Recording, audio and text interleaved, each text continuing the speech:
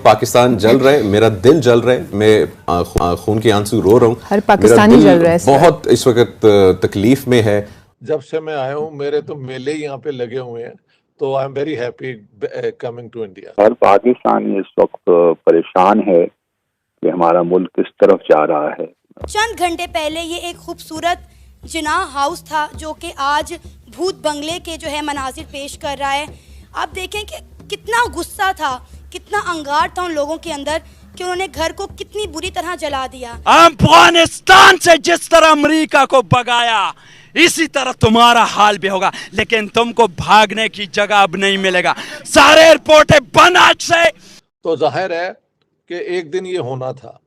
उनकी तस्वीरें मौजूद थी जो कि मुझे यहाँ पर इस वक्त कुछ नजर नहीं आ रहा। इस वक्त ये जिनाह हाउस है, एक खंडर के मनाजिर पेश कर रहा है। खबर है कि इंटरबैंक में डॉलर की कीमत तारीखी बुलंद तरीन सतह पर पहुंच चुकी है। 293 रुपए पर ट्रेड हो रहा है। 4 कारोबारी दिनों में डॉलर 9 रुपए 41 पैसे महंगा हो चुका है। इस वक्त जो मुल्क के मुआशी हालात हैं, क्या कुछ बचा है या सब कुछ उड़ गया?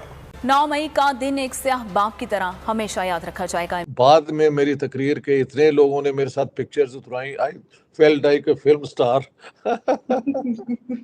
तो मैंने कहा यार ये लोगों की मोहब्बत है, वरना एक प्रोफेसर के साथ इस किस्म की अटेंशन तो नहीं होती।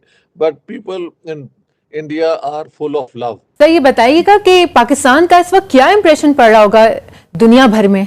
बहुत बहुत स्वागत है आपका सर शो में भी और इंडिया में भी।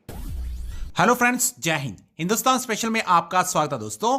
पाकिस्तानी आवाम से गालियां और मार खाने के बाद आईएसपीआर ने एक बयान जारी किया है। पाकिस्तानी सेना की इंटर सर्विसेज पब्लिक रिलेशन ने 9 मई को देश के इतिहास में एक काला चैप्टर घोषित कर दिया है।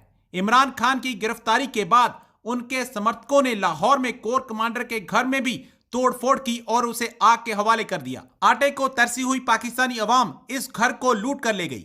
पाकिस्तानी सेना की मीडिया विंग आईएसपीआर ने पाकिस्तान के बिगड़ते हालात पर कहा, सेना की संपत्तियों और प्रतिष्ठानों पर संगठित हमले किए गए और सेना विरोधी नारे लगाए गए। उन्होंने कहा, यह दुष्ट तत्व लोगों की आंखों में धूल झोंकते हुए अपने स्वार्थी लक्ष्यों को पूरा करने के लिए जनता की भावनाओं को जोर शोर से भड़काते हैं। आईएसपीआर ने कहा, देश के आंतरिक दुश्मन 75 साल तक जो नहीं कर पाया, वहीं सत्ता की लालसा में राजनीतिक चोला पहने इस जमात ने कर दिखाया है।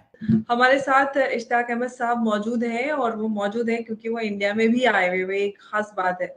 बहुत बहुत स्वागत है आपका सर शो में भी और इंडिया में भी। बहुत बहुत शुक्रिया। जब से मैं आया हूँ मेरे तो मेले यहाँ पे लगे हुए हैं, तो I am very happy coming to India. Thank you Amar ji, thank you. Thank you sir. कैसा लग रहा है आपको इंडिया आके? भारत दौरा आपका चल रहा है, अभी आप महाराष्ट्र में। जब से मैं आया हूँ हम यहाँ पे 7 की सुबह 4 बजे मैं पहुँच गया था। फिर वहाँ से ड्राइव करते हुए नासिक हम आए और बहुत लोग आए हुए थे, क्वेश्चन आंसर भी हुए। तो जो मुझे समझ आती है कि इन दोनों मुल्कों में अगर normal relations, good relations, cooperative relations, trustworthy relations बन जाए तो सबको फ़ायदा ही है। और ख़ास तौर पे पाकिस्तान को जो इकोनॉमिकली बस्ट है उसको बड़ी एक चांस है आगे बढ़ने का। तो इसको I think it was very well received. बाद में मेरी तकरीर के इतने लोगों ने मेरे साथ पिक्चर्स उतरवाई, I felt like a film star. तो मैंने कहा यार ये लोगों की मोहब्बत है, वरना एक प्रोफेसर के साथ इस किस्म की अटेंशन तो नहीं होती। But people in India are full of love. Pakistan जल रहा है, मेरा दिल जल रहा है, मैं खून के आंसू रो रहा हूँ। हर पाकिस्तानी जल रहा है। बहुत इस वक्त तकलीफ में है। और ये थोड़ा सा सम अप करें, ये किस तरफ जा रहा है पाकिस्तान? जी बिस्मिल्लाहिर्रहमानिर्रहीम। बहुत शुक्रिया अपने शो में लेने का, और आप दोनों को मेरा सलाम और आपके देखने वालों को सलाम। और ऑब्वियसली हर पाकिस्तानी इस वक्त परेशान है कि हमारा मुल्क किस तरफ जा रहा है। और पिछले 75 सालों से जब से मैं कम अज कम शऊर की आंख मैंने खोली, तो मैं तो यही देख रहा हूँ कि Pakistan is at a critical juncture. और आज तो वाकई लगता है कि Pakistan is at a critical juncture. और जिस तरीके से मामलात अनफोल्ड हो रहे हैं किसी तौर की, इससे जो है हमारे मुल्क की कोई खैर नहीं लगती। देखिए, यहाँ तक सियासत का ताल्लुक है सियासत में एहतजाज का भी हक सबको है। हमने बाहर दुनिया में बिलियन मार्च भी देखे, लोग आते हैं अपना एहतजाज रजिस्टर करवाते हैं और खामोशी से चले जाते हैं। पाकिस्तान में भी अच्छी मिसालें मौजूद हैं, ऐसा नहीं है कि पाकिस्तान में इससे पहले एहतजाज नहीं हुए, इससे पहले भी एहतजाज हुए हैं। बड़े अच्छे तरीके से लोग अपना मुद्दा बयान करके जमा होकर निकल जाते थे। और एक उसका कानूनी पहलू है। जहाँ तक सियासत की बात है, मैं समझता हूँ कि 2 दिन से जो पाकिस्तान में हो रहा है इसको किसी तरह भी कंडोन नहीं किया जा सकता। इस वक्त हम कोर कमांडर के घर के अंदर मौजूद हैं। रात हमने आपको दिखाया कि किस तरह पीटीआई कारकुनान की जानिब से कोर कमांडर के घर को आग लगा दी गई। इनका सामान जो है उठा कर यहाँ से ले जाया गया।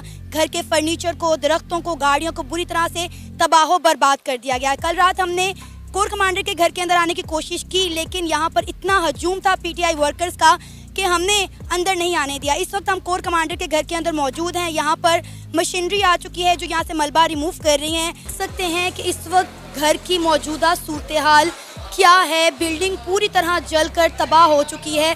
यहाँ तक कि लकड़ी का यहाँ पे दरवाज़ा बना हुआ था, खिड़कियाँ बनी हुई थी, तो पूरी तरह जलकर झुलस चुकी हैं। अब हम घर के अंदर एंटर हो रहे हैं और यहाँ के जो मनाजिर हैं मतलब हैरान कर देने वाले मनाजिर हैं। कल रात जब हम यहाँ पर मौजूद थे, यहाँ पर इतना शोर शराबा था, इतनी बड़ी तादाद में पीटीआई कारकुनान यहाँ पर मौजूद थे और मैंने खुद अपनी आंखों से देखा यहाँ पर लोगों को कि किस तरह वो यहाँ से सामान उठा कर ले जा रहे थे। एक कमरा ये हमारे पास मौजूद है, इस कमरे के अंदर जाते हैं। ये है जी हमारे कोर कमांडर का घर। इन्होंने इस घर की क्या सूरत हाल की है। ये ऊपर फानूस आप देख रहे हैं जो कि जल कर बुरी तरह तबाह हो चुका है। मेरे जो है ना रोंगटे खड़े हो रहे हैं। मैंने आज तक ज़िंदगी में अपनी इतनी तबाही नहीं देखी जितनी मुझे देखने को मिल रही है। ये एक घर था, कल तक ये अच्छा खासा घर था जिसे पूरी तरह से जो है जला दिया गया है। मतलब आई एम शॉक कि यहाँ पर रहने वाले लोगों के क्या जज्बात होंगे जब अपने इस घर को देखेंगे। आगे चलते और मज़ीद दिखाते हैं कि इस घर की मौजूदा सूरत हाल क्या है।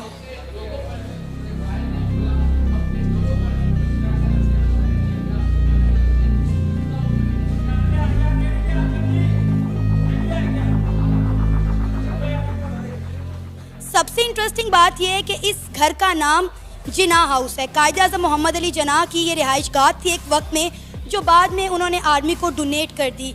यहाँ पर कायद-ए-आज़म मोहम्मद अली जिन्ना ने इस्तेमाल की हुई जो चीज़ें थी वो यहाँ पर रखी गई थी, लेकिन अनफॉर्चुनेटली हमारी आवाम ने उनका भी ख्याल नहीं रखा, बिल्कुल भी एहतराम नहीं किया। कायद-ए-आज़म मोहम्मद अली जिन्ना का ये घर है जिसे बुरी तरह से तबाह बर्बाद कर दिया गया है।